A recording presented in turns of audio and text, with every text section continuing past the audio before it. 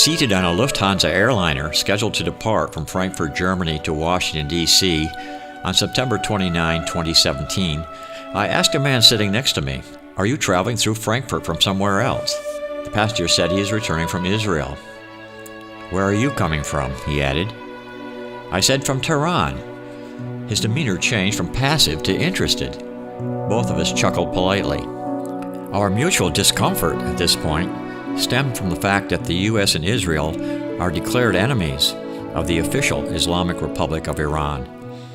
American political and military administrators have classified Iran as a member of an axis of evil and chief proponent of the destruction of the Jewish state of Israel. Iran does not have diplomatic relations with the U.S. or Israel. Our brief exchange on the jetliner occurred as I was returning from a 15-day tour of Persia, the contemporary Iran, organized by a tour operator called Sobek Mountain Travel, and accompanied by one of Sobek's co-founders and adventure travel guide and author, Richard Bangs. During my sojourn, I found the general populace of Iran to be anything but antagonistic to Americans, or to Jews, Christians, or any visitor or community for that matter. Of roughly 70-plus countries I have visited, no other nation surprised me as much as this one, its inhabitants generally expressing and demonstrating extraordinary admiration for the United States, and Americans especially. One takeaway from my experience there is that Iran today, despite internal difficulties, is an unlikely provocateur of global mayhem. The international political stratosphere that has for a long time promoted distrust and discomfort, it appears, is disconnected from the general disposition of the citizens of these quarreling nations on the ground.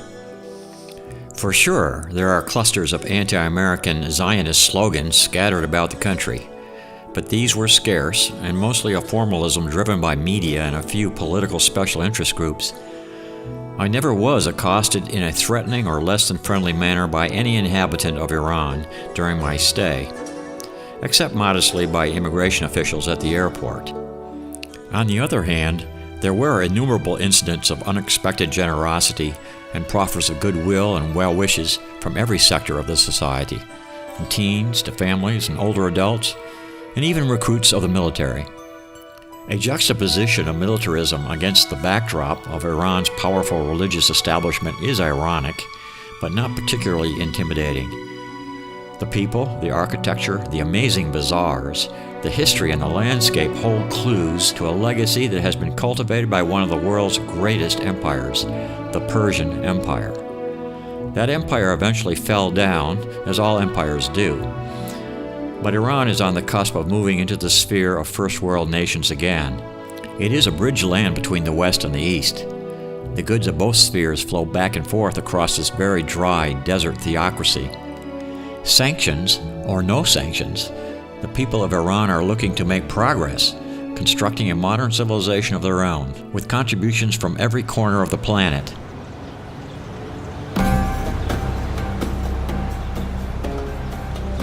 Tehran, the largest city and capital of the Republic, fans out below the Arborz Mountains at the northern edge of the vast and mostly arid Iranian plateau.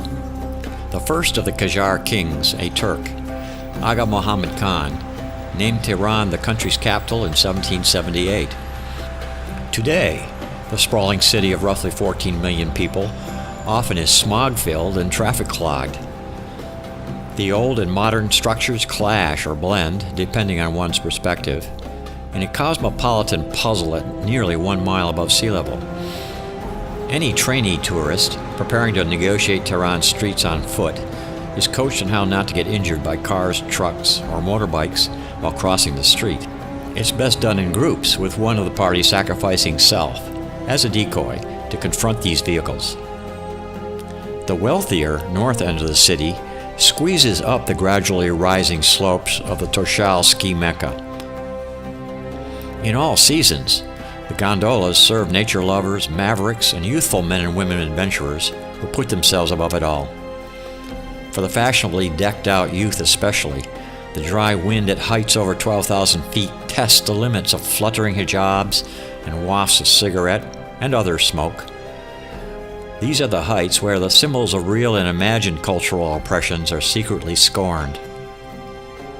One young woman, in her 20s I think, confessed to me while we cycled around the crowd control rail at the lift that she was on the mountain without her parents' knowledge. They were conservative, she suggested with a disappointed look.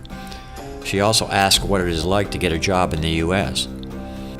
Naturally, we both conceded the political obstacles erected by the U.S. and Iran to her desire to emigrate, or even just to visit. Her encounter with me, an American, clearly was exciting to her. Her smiling anticipation of the prospect of an imagined liberation from the hijab lit a spark within me. By contrast to this young hiker's unloading, in the next hour I shared a downward glide on the lift with 3 older men who decided to sing loudly the traditional Shia chants of devotion to the imams for my special benefit. There was no getting away from the enduring myths of this nation, or of mine. To visit an Imamzada tomb, usually in the shadow of an imposing mosque, women must be covered with special cloth and dress, and even female tourists are shunted to the private rooms in order to be properly adorned. However, once in the square or hovering over sacred ground, all visitors partake in a common chorus of greeters and meters, festive picture-taking and jovial relaxation before making the trek into the bowels of the bazaar at, for instance, Tajrish Square in central Tehran.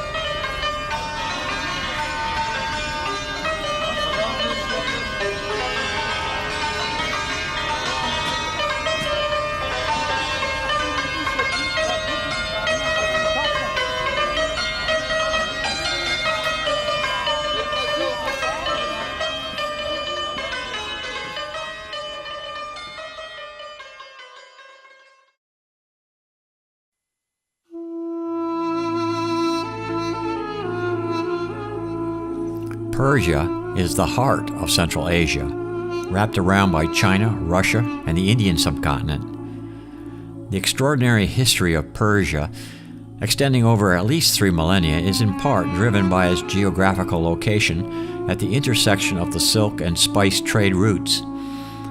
Iran was the first empire on earth, and this was no coincidence. The plateau provided residence for the seeds that sprouted and established, first, the conflict of good versus evil, overseen by Ahura Mazda and the prophet Zoroaster within the fabric of Zoroastrianism, and second, the salvation of Judaism, which evolved into Christianity, and third, the melting pot of Sunni and Shiite Islam, finally culminating in the Islamic Republic of Iran in 1979, a Shia capitalist society. Of course, this is a complex web of intrigue and human collusion with circumstances that still seem to be beyond full understanding. The West and East meet in the deserts of Iran, a virtually treeless, rocky plateau and mountains, guarding a few large oases that are today crowded with people tending not sheep and goats, but vehicles and devices. Consumerism is rampant, and suggestive of the probability that the lot of the inhabitants of this dry land has improved substantially in a material sense. Wealth is unevenly distributed for sure, as in most urban centers on the globe. However, a dynamic energy pervades the city's streets as secularism, like in the Western nations, is steadily usurping the power of spiritualism.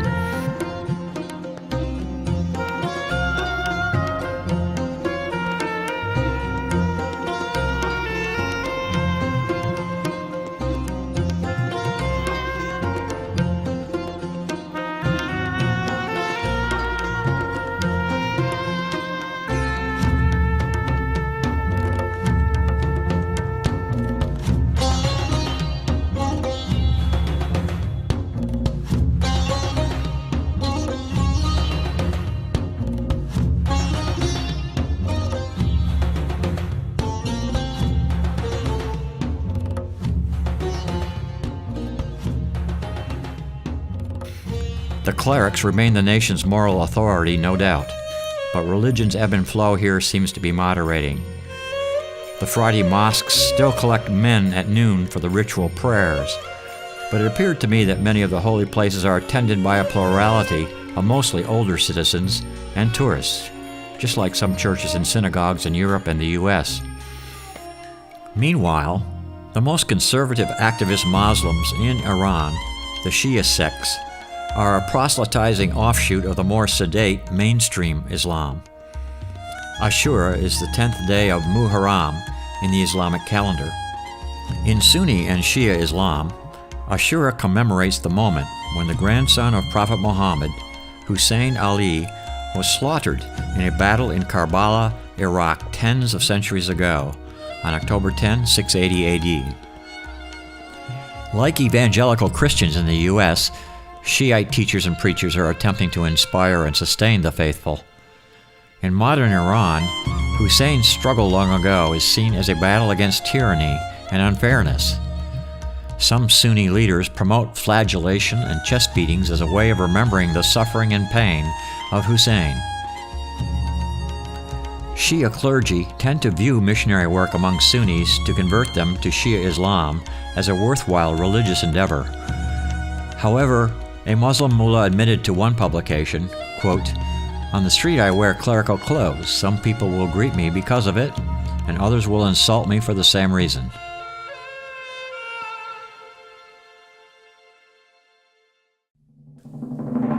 If your Persian rug wasn't made in Iran, then it isn't a Persian carpet. There is mystery woven into each fabric composition that's hard to fathom, even with a broad knowledge of the history of Persia and of Islam. It's not uncommon for the temporal to be blended with the abstract, forcing the mind to contemplate a unique kind of beauty, a beauty that's also peddled in the structures of Iran's mosques, buildings, and public squares.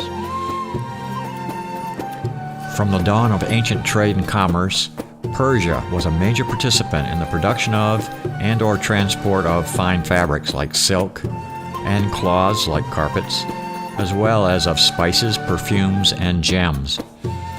Wealth then, like today, was displayed by way of adornment on the person or of the household. Pliny the Elder gave the Persians the distinction of probably inventing a spice-based perfume to be used as a fragrance on the human person, especially in order to hide the natural dirtiness. The carpet, or rug, fulfilled a need to protect oneself and family from cold and damp floors of their homes and mosques, and for nomads, their tents. Today, carpet weaving is the most widespread handicraft in Iran, although the time-consuming task is quickly succumbing to mass production. Persian carpets are renowned for their rich colors, spectacular artistic designs, and quality of design. Abstract design is preeminent in Islamic art, but often important persons and events in history are portrayed in Persian carpets, even including the great personages of the West. Jesus and Napoleon make the distinguished guest list, alongside the messengers of the Bible and Quran.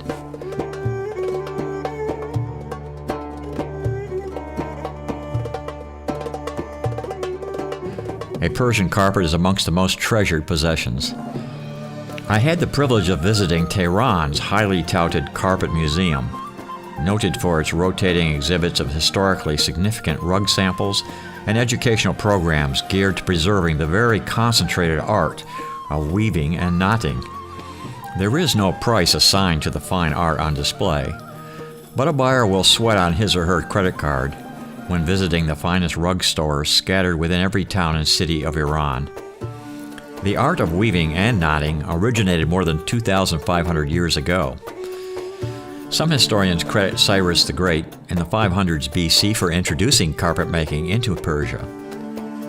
In the last quarter of the 19th century, and during the reign of Qajar, Persian carpet trade and craftsmanship regained their importance, prompting some European and American companies to set up businesses in Persia. Carpet stores inhabit stalls and niches in every market strip in the cities of Iran. Like pharmacies and gas stations in every American street corner, the carpet dealer of Persia holds block by block real estate that offers a pleasing assortment of color and abstract art to soothe the soul and cushion the behind. Many bistros, restaurants, and guest houses are caretakers of patios that serve as places for families, individuals and guests, and cats to relax, picnic, and even to sleep. Carpeted platforms made of wood may double both as table and bed. Push, an old Persian word meaning cloth, has become one of several clothing brands launched in modern Iran in the past 5 years. After the revolution of 1979, women's streetwear in Iran came down to two relatively drab choices to be matched with a demure wearer. The chador, or superior hijab, and the manteau, an overcoat designed to conceal a woman's body shape, became the default wardrobe in Iran's public places, but the women's mildly disaffected campaign against the hijab, or shawl, quickly manifested in more creative and alluring dress choices that pushed the strict religious codes.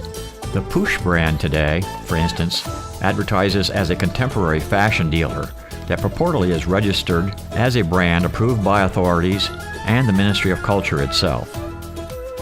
It is a false imagination in the West that Persian women face limitation in the color of their clothing. Iranians call this impression given in movies and the media utter nonsense. Of course, there is a tendency for especially older women in conservative enclaves and towns like Mashhad and Qom to gravitate to dark-colored clothing. I saw them often. However, Iranian girls display designer brights and neons nearly everywhere. Many wear a loose, narrow scarf, allowing wisps of hair to frame their face. Untied hair shows from the back. Some wear heavy makeup. Shops in Iran are stuffed with skinny jeans and tights, and as one native travel agency states, Iranian girls don't show any intimidation in wearing them, so why should you? Iranian men of conservative persuasion indeed do wear black clothes, pants and shirt, often without a tie, when engaged in religious devotional activities, but on the street their lives imitate a motorcycle culture of casual and suggestive. Women and men flirt on the edges of established custom, as might be expected almost anywhere else in the world.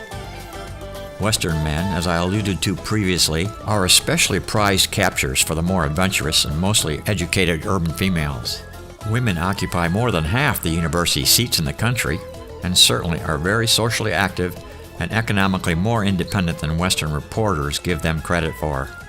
The allure of Iran's women, their perfumes and the colorful patterns of their clothing and home appliances, after all carries on today in alignment with the mystique of the Orient, facilitated by Iran's pivotal role in the emergence of the Silk Road and the spice and gems flow. Alexander the Great, a young man and master military strategist and conqueror, succumbed to the charms of the Persian courtesans even as he presided over the looting and destruction of Darius's great city of Persepolis and the Magi's Zoroastrian strongholds. Alexander assumed for himself the distinctive King of Kings role and married off his army's officers to Persian women.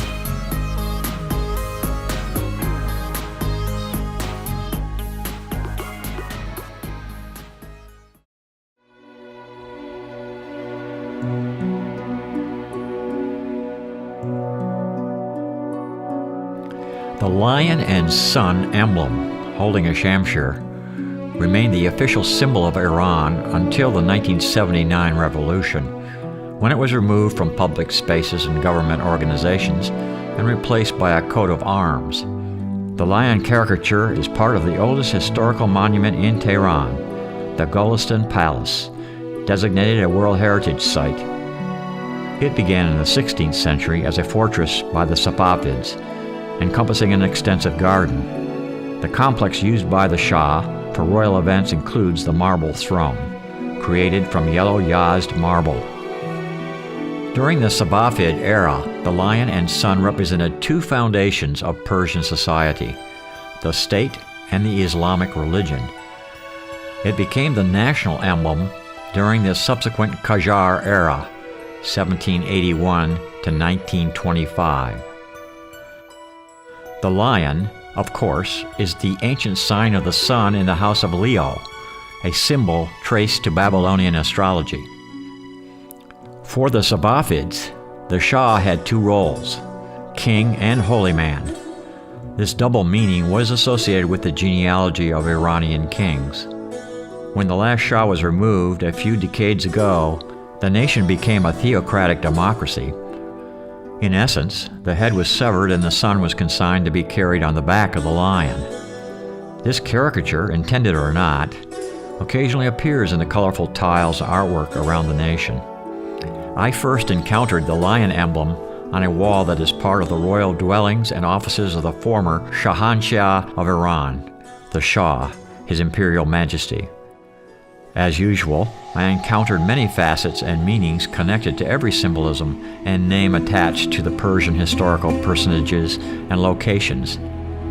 The Pahlavi dynasty is one such instance. The Pahlavi dynasty was the ruling house of the imperial state of Iran from 1925 until 1979, when the monarchy was abolished.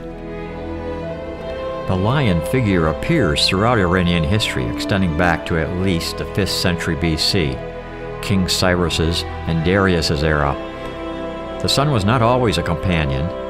The bull also is a prominent actor on the Persian stage, and this is very evident in the ancient massive stone cities like Persepolis, a place I visited later during my visit to Iran.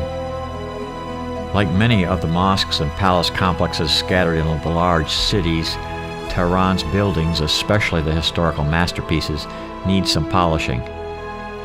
With or without the polish, though, the structures and furnitures of these masterful houses of the nation's former powerful are awesome to behold, the Shah's dwellings not excepted. No photography is permitted in some of the most startling locations, but accessible exterior porches and public reception areas present some of the finest artistic impulses this nation's craftspeople have to offer. A magnificent interplay of arches and brick and tile, with mirrors and glass, plus abstract and historical depictions, are found in every religious center of the country, and often in the secular places as well. However, these uncountable displays definitely and often are serious puzzles to solve, requiring either a genius knowledge of Near Eastern or even some classical Western history, or resignation to assigning one's own mythical imaginings to the color and design patterns. And so, my first conundrum, mentioned here, was the ever-lurking image of the lion and the scimitar or shamshir.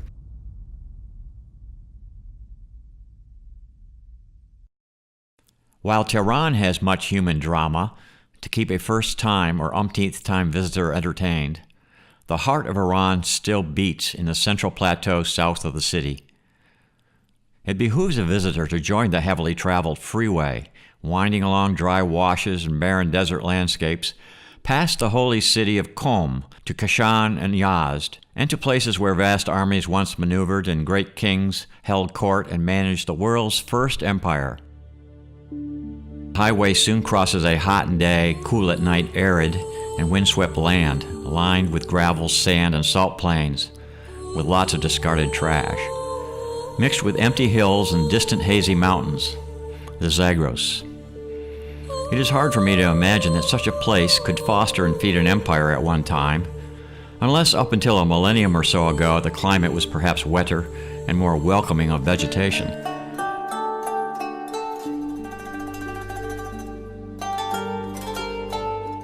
Along the way, Iran's modernization scheme has already been realized in some locations, where so-called rest areas for motorists resemble familial meccas for cool, clean fun and even miniature shopping malls.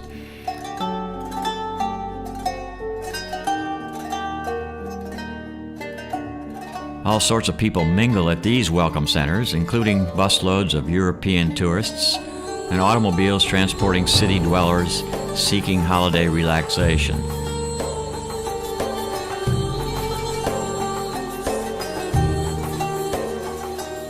Here in the desert, bereft of trees, is the heart of lightness, where the Persian sun dominated a nearly cloudless sky every day while I passed through.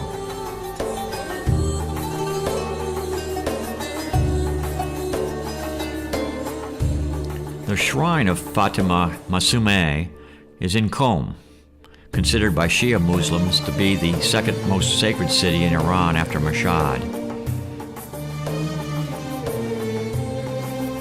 Fatima Masume was the sister of the 8th Imam Riza. Shia women apparently may be revered as saints if they are close relatives to one of the 12 Imams. And such shrines of family members outnumber even the holy sites dedicated to the founding Imams themselves throughout Iran. Since the beginning of Qum's history in the 7th century, many authors equate the city with Shi'ism, set apart from the Sunni Caliphate.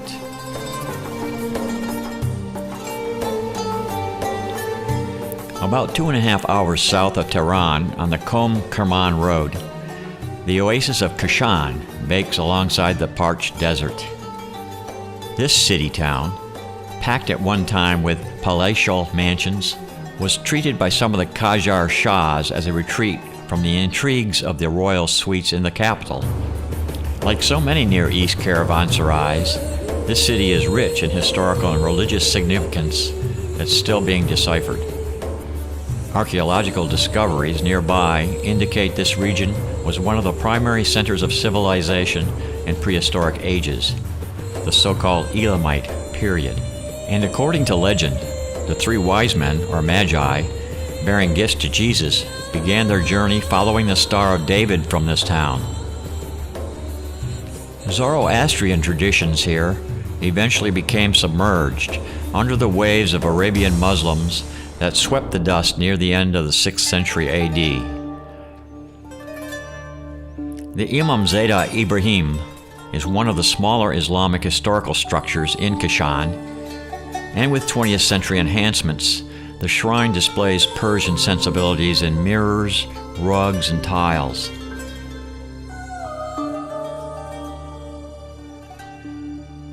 Built in 1894, this mausoleum boasts a conical tiled turquoise roof that is distinctive to this area.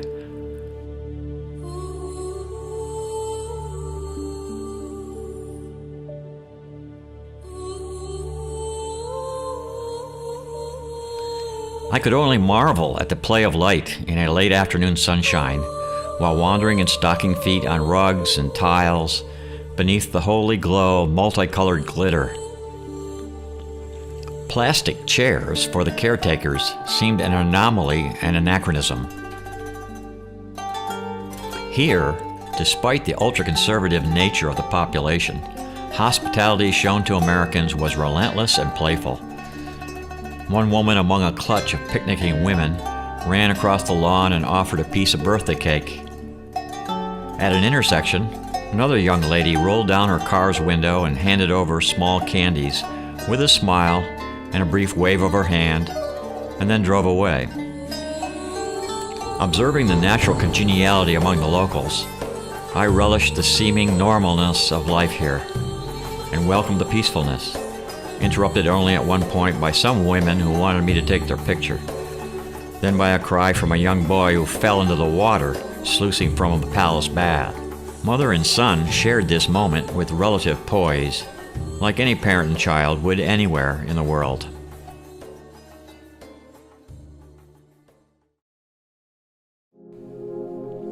Wise men, called the 3 Magi of the East, came to Jerusalem asking, "Where is the child who has been born King of the Jews?" The word magus is of Persian origin. Legends and tradition assign the meaning of the kings of the Orient to the Zoroastrians, men versed in a prophecy of Zoroaster, emissary of Ahura Mazda.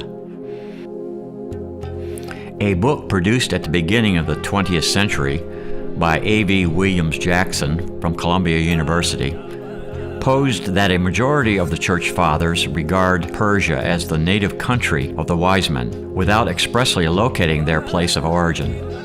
Marco Polo, however, mentions 3 places in Persia from which these kings were supposed to have come, with special emphasis on the castle of the fire worshippers. Jackson believes the reference Marco makes to Kasan or Kashan establishes the location of these learned people perhaps 20 miles south on the Kashan-Isfahan road. Now a deserted place where a settlement of fire worshippers gathered adjacent to the ruins of a magnificent caravanserai. It is far from certain whether Kashan figured in the biblical account of the discovery of Jesus, but his candidacy reflects the ancient mystique of this city oasis on the desert, the Mahranjab, strewn with older towns and mounds dating back several millennia BC.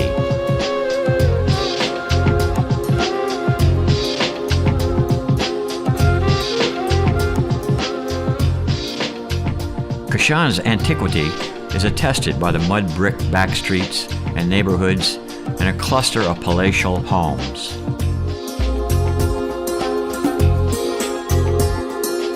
City nightlife obscures the modesty of Kashan's past, however. The virtually undiminished historical bazaar, Kimche Amin Odole, features a structure designed to naturally regulate temperature and sunlight and ventilate the interior.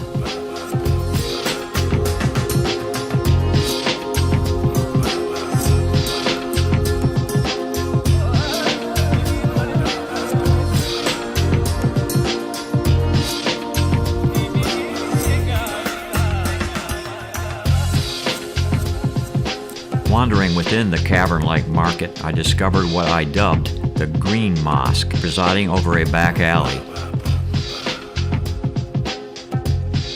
The courtyard was nearly deserted, but bathed in emerald-colored lights. I learned that green is a popular color in Iran and symbolizes, according to one account, gardens, nature, heaven, and sanctity.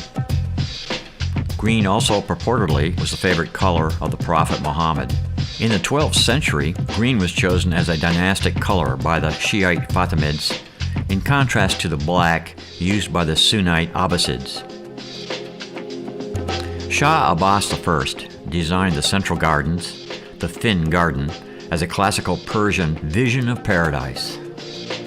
The World Heritage Site, commonly referred to as Bagh-e-Fin Gardens in Bath, is one of Central Asia's grander picnic grounds for royalty and citizens. Nearby springs quench a variety of flora, including a healthy dose of cypress trees. It was in a small enclave adjacent to the garden where Mirza Taghi Khan, known as Amir Kabir, Chancellor of Iran's king, in 1852 was assassinated.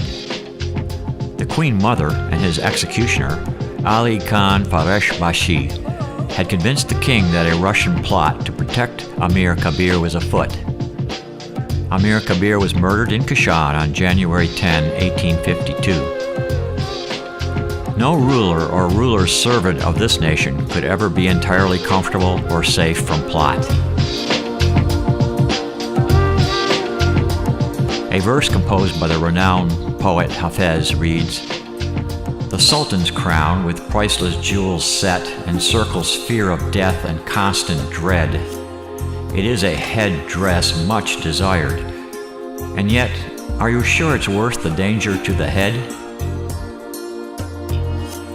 Kashan today has a brooding nature, perhaps remembering past upheavals and intrigues. During my brief stop in Kashan in 2017, I reside in the Sarai Marihab Boutique Hotel and restored Tabatabai House, recently renovated and repurposed to become one of the luxury hotels in the city. Courtyards, wall paintings, and mirrors with elegant stained glass windows greet you at every turn. More than once I had to pause and backtrack in search of my assigned room within the wall labyrinth. In one random ascent of some steps, I reached a rooftop and experienced there an eerie silence and vague nostalgic sensation as though I had regressed in time. A soft, partially unveiled September moon and a cooler desert breeze that night was ushering in Ashura in Muharram. The Tabatabai property, comprised of 40 rooms, 3 wind towers, 4 yards, is one of several elaborate merchant-owned mansions in Isfahan province, many having been originally financed on the backs of travelers paying tolls along the Silk Road. The property has secret rooms and passageways, including one leading to a darkness above, positioned in the wall of my lavishly tiled bathroom, featuring 2 showers and a deep jacuzzi-capacity traditional tub. As my fellow travelers can attest, the woodwork, paintings, carvings, and decorative art, much of which are still now being delicately retouched and updated, conspire with fragrant gardens, hammams, or Turkish baths, and pools to offer a visitor a moment of timeless relaxation. Before leaving Old Kashan on the road to Yazd, one of the finest examples of much more recent 18th to 19th century Islamic architecture beckons from the city center. The mosque known as Aqaba Zorg points in many places to a different heaven than the one championed by Zoroaster. The building's motif is spare but beautiful, as color of the finished core is juxtaposed against bare brick, as though mimicking an unfinished picture puzzle. Many famous artists of this area contributed to the wall art of this complex that serves as both a mosque and a theological seminary. Kashan is the edge of contemporary history. Traveling southeast and west from here, amidst the Carcass mountain range, a traveler confronts the more ancient and complicated origins of the empire, couched in the annals collected from biblical times. South of the Carcass mountain subgroup, and at the heart of the Persian sun world, an ancient redoubt named Ardistan nurtures a prominent landmark that features fire worshipper origins. Ardistan is located in the proximity of the Dasht-e-Kavir, another desert. Its inhabitants had to face extreme heat for most of the year and lack of water. Water, though, was available at mountain springs, and long tunnels called qanats carry it to the town into domed storage structures, limiting its evaporation. Natural air conditioning towers catch the wind and push air downwards, reducing its temperature. Nearby Shabastans are cool temperature moderated underground halls built at the qanat level. In Ardistan, a large water storage complex resides adjacent to one of the most exquisite older religious centers of Iran, its Jame Friday Mosque. The primeval mosque was built in the 10th century to fit Islamic sensibilities and has served 4 epochs of congregations. The particularly compelling structure displays some of the refinement of the unfinished brickwork patterns that in modern times are being restored with tiles and artwork reminiscent of the original intention of these exquisite buildings. The south sanctuary, with the main mihrab, a prayer niche, is beneath a 2-shelled brick dome dated from 1158 to 1160. Patterns here are inscribed in brick and stucco, not tiles. Its vault features whirling arabesques made of brick and whitewash. The main mihrab is ranked among the best achievements of Seljuk Turk plaster art. It has rows of inscriptions in Kufic, Naskh, and Talik, carved on a background of stucco flowers and arabesques. As a note of interest, the Seljuks were followers of Sunni Islam, not Shia, and these Turks sponsored the construction of many large mosques and madrases, or colleges for Islamic study, while occupying Iran. Another magnificent mosque in the nearby town of Nain sits atop a qanat and water pool and dark chambers and passages that once shielded congregants and worshippers, perhaps even pre-Islamic Zoroastrians, from the torrid climate. The somber, cool chambers below ground hold many secrets and tales, I have no doubt. Silent jugs bear witness to many visitors, even as they once also held water and/or ceremonial ointments for use over many centuries. While there is much else going on in this region of northern Esfahan province, probably the most notable takeaway is the sheer audacity of Persian endeavors in this challenging rocky land over thousands of years. The Dariuses and his minions of Zoroastrian believers built monuments to heaven,